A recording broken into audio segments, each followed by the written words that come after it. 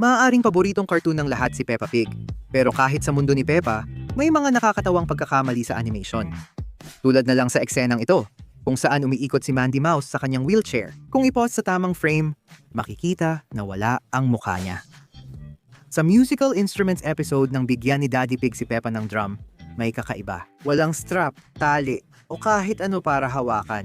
At kahit ganoon, kapag nagsimulang tumugtog si Peppa ng drum, parang lumulutang lang ito sa ere, na para bang may mga hindi nakikitang kamay na nagbubuhat nito. Nang hipan ni George ang torotot, may nangyaring kakaiba. Saan napunta ang telebisyon at goldfish? Parang bigla silang naglaho. Sa huli, nang pumalakpak si Daddy Pig para kay Mommy Pig, tumagos ang kamay niya sa ulo. Ngayon, punta tayo sa episode na Hiccups. Nang kunin ni Peppa ang kutsara, tumagos ang kamay niya sa cereal ni Mommy Pig. Sa eksenang ito, nang isalin ni Daddy Pig ang gatas sa cereal, hindi nagbago ang level ng gatas sa pitzel. Tingnan mo ang mangkok ng cereal na ito. Hindi ito nasa mesa, nakalutang ito sa hangin. Pansinin ang kutsara ni Peppa dahil pagkatapos ng isang frame, bigla na lang itong nasa mesa na parang mahika. Sa episode na Rebecca Rabbit, napansin naming maraming maling detalye. Dito, kita ang mga mata ni Rebecca sa taingan ni Richard. Parang naging transparent ang taingan ni Richard dito. Noong papasok na si Peppa, bukas ang pinto papunta sa lagusan. Pero pagpasok niya, nakabukas na ito papasok sa kwarto. Habang naglalaro ang mga bata sa bahay ni Peppa, mapapansin ang bahay-bahayan sa likod. Wala itong harang sa harap, pero maya-maya biglang nagkaroon ng pader kahit walang humawak dito. Sa school bus trip episode, napansin agad namin ang nakakatawang pagkakamali sa umpisa. Lahat ng magulang naghahatid ng anak para sa lakad, pero may kakaiba. Kung titingnan mong mabuti, makikita mo si Mommy Cat na nakatayo doon kahit wala naman si Candy Cat kahit saan mo tingnan. Nakalimutan ba niyang dalhin si Candy? O nakalimutan lang talaga ng mga animator si Candy? Pansinin ang lunchbox ni Susie. Yung kalahating mansanas, nagpalit agad ng pwesto makalipas ang ilang frame, parang mahika. At hindi lang yan. Pagka-close ni Susie ng kanyang lunchbox, biglang nawala ang mansanas. At sa huli, pagkatapos magsimulang magpakain ni Peppa ng mga pato, makikita natin na maliit na piraso na lang ng tinapay ang natira sa kanya. Pero sa next frame, nag-zoom out ang eksena at bumalik sa normal ang tinapay ni Peppa. Infinite bread glitch ba to sa episode? Nang mabangga ni Opisyal Panda ang puno, may nahulog na mansanas. Dito nagkamali ang pulisya. Ilang sandali lang ang nakalipas, noong una nating nakita ang parehong puno, wala namang mansanas doon. Kaya saan galing ang mga yon? Parang biglang lumitaw ang mga mansanas o binigyan ng merienda ang puno ng mga animator sa dulo ng episode. Si Zoe Zebra, anak ng kartero, nang dumating si Ginoong Zebra para kunin ang mga sulat. Tingnan mo ang punong ito. Lumulutang sa hangin ang puno, hindi nakakabit sa lupa. Sa episode, papasok si Susie Sheep sa bahay ni Zoe para sa birthday party. Pero ang pagkakamali ay noong nagsimula na ang party, hindi na siya makikita kahit saan. Tuloy tayo sa episode na Pumpkin Party agad-agad. Nang makita natin ang bahay ng pamilya ng baboy, kulay ube ang langit.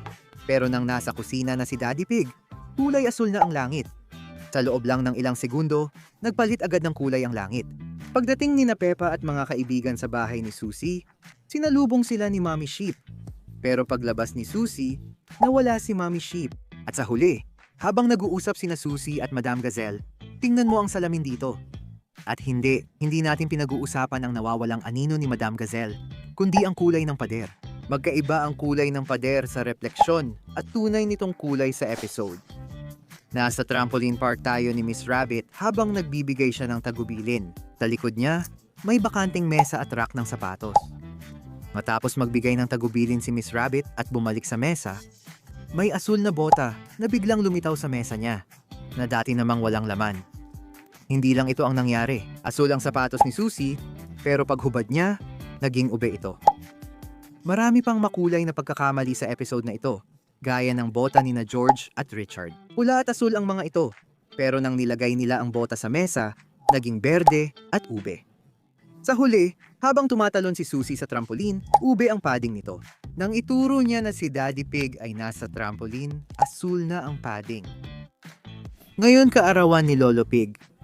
Pansinin ang party hat na kinuha niya.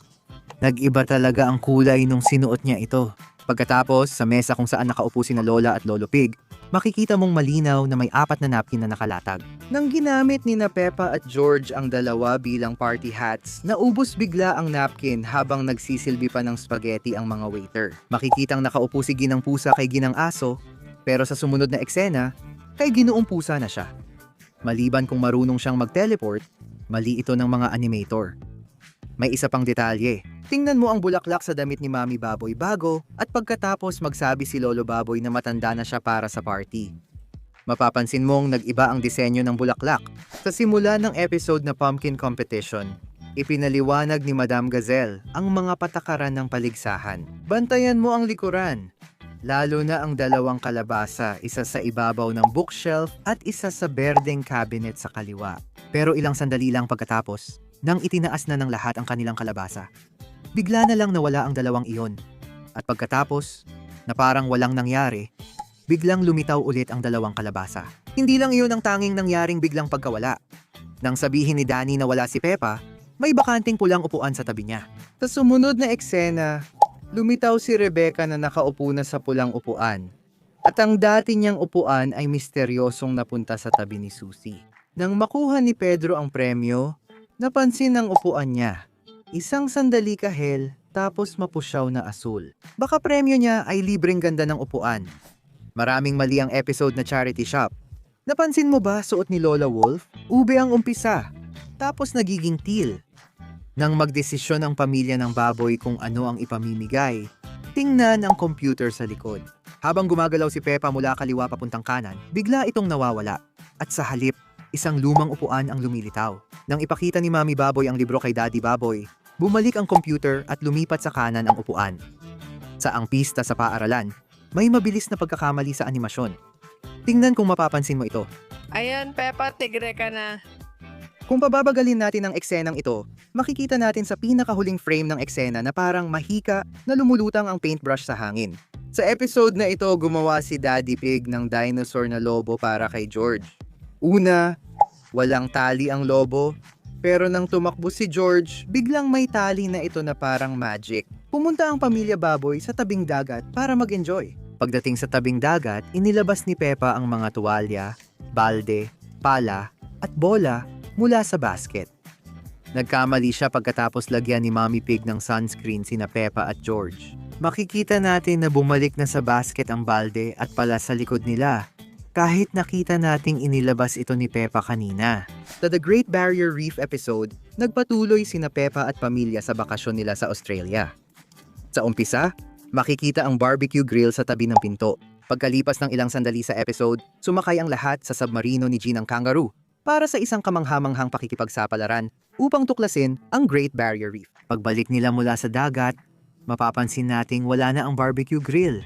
Kung walang nagnakaw habang wala sila, dapat nandoon pa rin yon. Baka may sariling version din ng Australia ng Ginoong Fox. Tulad sa Viking Day episode na pinanood ni Lolo Pig, si Miss Rabbit gamit ang binoculars. Mapapansin may 3 cake sa counter. Pero pag zoom in ng eksena, 2 na lang ang natira. Walang kumain ng cake, kaya saan ito napunta? At hindi lang iyon. May nakita pa kaming isa pang mali gamit ang binoculars ni Lolo Pig. Kung i-zoom natin kay Lola Wolf, makikita nating asul ang kanyang tasa. Pero kapag nag-zoom in ang eksena sa kanya, makikita nating pula na ang kulay ng kanyang tasa. Sa episode ng Baby Alexander, nasa kusina ang pamilya ng baboy. Hinihintay si Baby Alexander sa likod ni Tatay Pig. May guhit sa pisara ngayon. Mag-focus sa bahay at kastilyo habang nagsasalita si Tatay Pig at nag-zoom in ang kamera. Nandoon pa rin ang kastilyo, pero nawala na ang guhit ng bahay. Kanina, katabi lang ng kastilyo ang bahay. At iyan lang ang mga pagkakamali sa animasyon na nakita namin sa Peppa Pig. May nakita ka pa bang iba? Ilagay sa komento at magkita tayo sa susunod na video.